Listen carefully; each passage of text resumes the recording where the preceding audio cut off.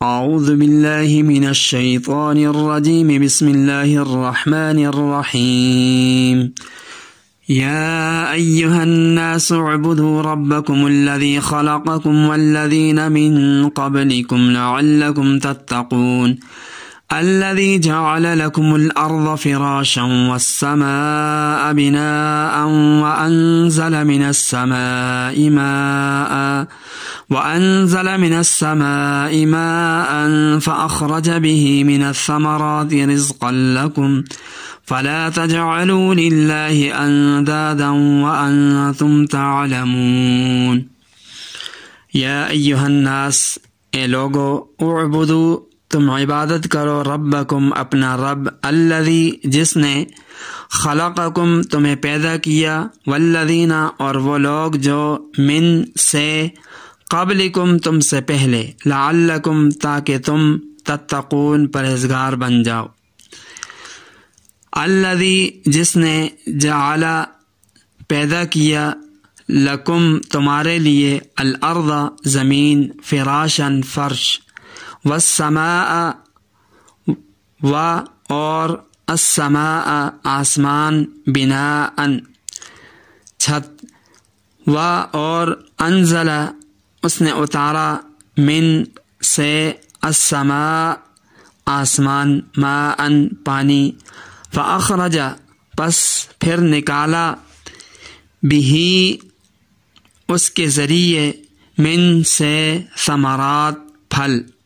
رزقاً، رزق، لکم، تمہارے لیے، فلا، سو نہ، تجعلوا، ٹھہراؤ، للہ، اللہ تعالیٰ کے لیے، اندادن، کوئی شریک، وانتم، اور تم، تعلمون، جانتے ہو۔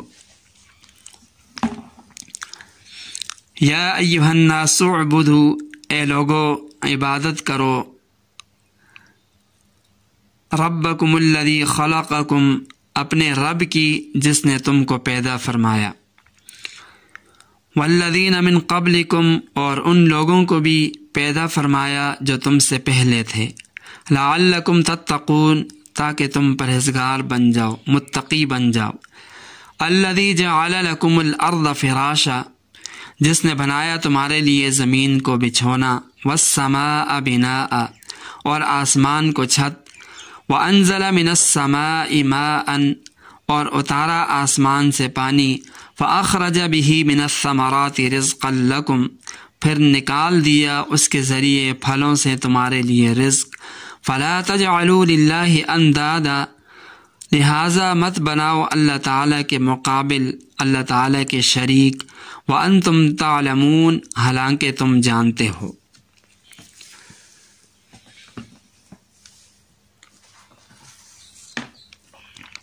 یہاں سے سورہ بقرہ کی ابتدا سے دوسرے رکوع کے اختتام تک اللہ تعالیٰ نے 3 قسم کے انسانوں کا ذکر فرمایا۔ سورہ بقرہ کی ابتدائی 4 آیات کے اندر ایمان والوں کا تذکرہ ہوا، ان کے اوصاف بیان ہوئے،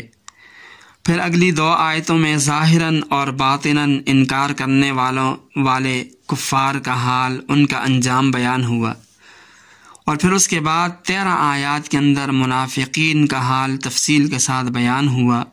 ان کی چال بازی، دھوکہ بازی، فریب کاری، ان کے ظاہر باطن میں تفاوت، فساد فی الارض، اور غلط عقیدے کا رد کیا گیا۔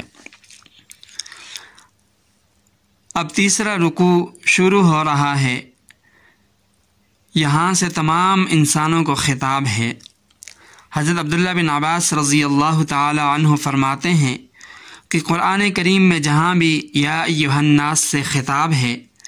وہاں روئے سخن اہل مکہ کی طرف ہے، کیونکہ نزول قرآن کے زمانے میں اکثر و بیشتر وہی لوگ کافر تھے، کفر کے اندر مبتلا تھے، اور جہاں پر یا ایھا الذین آمنوا کہہ کر خطاب کیا گیا، ان سے مراد اہل مدینہ ہیں کہ انہوں نے اپنی رضا خوشی سے ایمان قبول کیا اور اسلام کی مرکزیت کے لیے بے شمار قربانیاں دی۔ تو یہاں پر یا ایھا الناس کے مخاطب دنیا کے تمام اقوام، تمام بنی نوع انسان ہیں۔ جو لوگ اس وقت موجود تھے ان سے براہ راست خطاب، اور جو بعد میں آنے والے ہیں انہیں اہل ایمان کے واسطے سے مخاطب کیا گیا۔ اس رکوع میں قرآن کریم کے 4 اہم اور بنیادی مضامین کا تذکرہ ہوگا۔ سب سے پہلے توحید باری تعالیٰ، اللہ تعالیٰ کی وحدانیت پر ایمان لائے بغیر نجات کا کوئی راستہ نہیں۔ دوسرا اہم مضمون رسالت ہے، نبی پاک صلی اللہ علیہ وسلم پر ایمان لائے بغیر کوئی شخص حد کمال کو نہیں پہنچ سکتا، نجات کا راستہ اس کا نہیں ہو سکتا۔ تیسرا اہم مضمون خود قرآن کریم کی حقانیت، اس کی صداقت کا تذکرہ ہے، اس کا وحی الہی ہونا جسے قرآن کریم میں جگہ جگہ بیان کیا گیا۔ انسان کو زندگی کے ہر موڑ پر ہدایت، رہنمائی کی ضرورت ہوتی ہے، اور اس کا واحد ذریعہ وحی الہی ہے۔ پھر اس رکوع میں چوتھا اور اہم مضمون معاد کا ذکر ہے۔ قیامت پر ایمان لانا بھی ضروری ہے، کیونکہ اچھے اور برے کا نتیجہ دار و مدار روز قیامت پر ہے۔ اس روز تمام چیزیں اپنی اصل حالت میں ظاہر ہوں گی، نیکی اور بدی میں امتیاز ہوگا، اور انسان اس کے نتیجے میں ذمہ داری سے دوچار ہوگا، لہذا یہ اہم مضمون بھی یہاں پر بیان ہوا۔ یہاں پر فرمایا یا ایھا الناس اعبدوا، عبادت کے معنی ہے اپنی پوری طاقت مکمل فرما برداری میں صرف کرنا، اور خوف و عظمت کے پیش نظر نافرمانی سے دور رہنا، یعنی اللہ تعالیٰ کے احکامات کو عاجزی اور ادب کے ساتھ ماننا۔ اب اس میں نماز، روزہ، زکوٰۃ، حج، دیگر اعمال عبادات شامل ہیں۔ صحیح عقیدہ، تصدیقات، معاملات، آداب معاشرت، اخلاقیات وغیرہ بھی اس میں داخل ہیں۔ پھر یہاں یوں فرمایا کہ اپنے رب یعنی ہر وقت اور ہر حال میں پرورش کرنے والے کی عبادت کرو۔ یہاں لفظ رب کا انتخاب کرنے میں یہ حکمت ہے کہ اس لفظ کے استعمال سے دعوے کے ساتھ دلیل بھی آ گئی کہ عبادت کا مستحق وہی ہے جو تمہیں پالتا ہے۔ چنانچہ آگے فرمایا الذی خلقکم والذین من قبلکم لعلکم تتقون، یعنی اوپر جو رب کی عبادت کا حکم دیا یا ایھا الناس اعبدوا ربکم میں، اس کی پہلی عقلی دلیل خلقکم سے دی گئی، یعنی تمہیں پیدا کیا، اس لیے وہ عبادت کے لائق ہے۔ دوسری دلیل والذین من قبلکم سے دی، یعنی تمہارے آباء و اجداد اور تمام انسانوں کا خالق بھی وہی ہے، لہٰذا عبادت کے لائق وہی ہے۔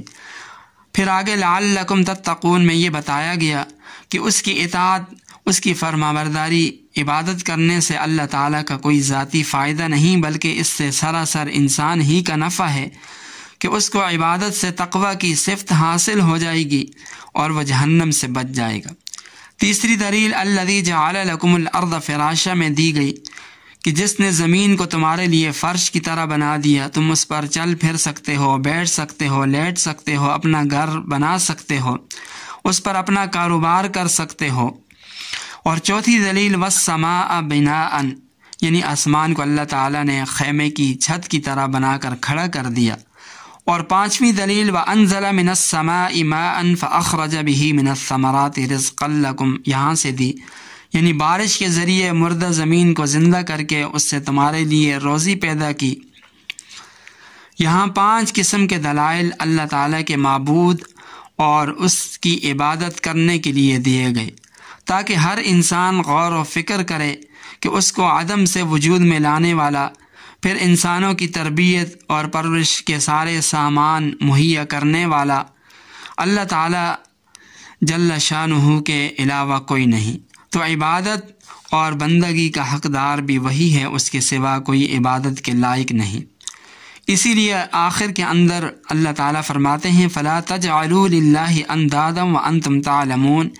یعنی اے انسانوں جب تم نے یہ بات اچھی طرح سمجھ لی، جان لیا کہ تمہارا اور تمہارے آباء و اجداد کا، زمین و آسمان کا اور ساری کائنات کا خالق و مالک، پالنے والا، رازق اللہ تعالیٰ کے سوا کوئی نہیں، تو عبادت اور بندگی کا دوسرا مستحق کون ہو سکتا ہے؟ کہ اس کو خدا تعالیٰ کا شریک ٹھہرایا جائے۔ اللہ تعالیٰ اپنے فضل و کرم سے ہم کو توحید کی حقیقت نصیب فرمائے اور اپنے ذات عالی کی معرفت کاملہ نصیب فرمائے، قرآن کریم کے احکامات پر عمل پیرا ہونا نصیب فرمائے۔